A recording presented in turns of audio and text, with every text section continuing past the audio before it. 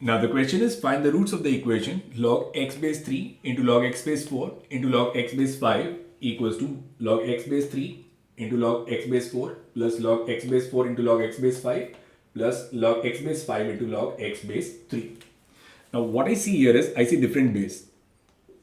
But then the number here is same. So what I know is, if I'll take the reciprocal, then I'll get the same base. Now there will be two cases. Case 1, when x is equal to 1, and case 2, when x is unequal to 1. Now because when x is equal to 1, log 1 will be 0. So I'll get 0 is equal to 0. So that means x equal to 1, it satisfies the equation. So one of the root of this equation is x equal to 1. Now when x is unequal to 1, then I can use this x as my base. So I can write it as 1 upon log 3 base x, 1 upon log 4 base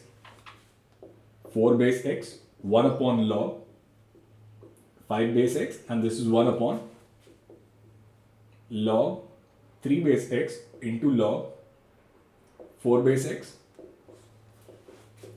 log 4 base x, log 5 base x, and this is 1 upon log 5 base x into log 3 base x. Now if I take reciprocal, I'll get this as 1 equals 1 upon log 5, log 3, and log 3 and log 4. Now this is log m plus log n, which is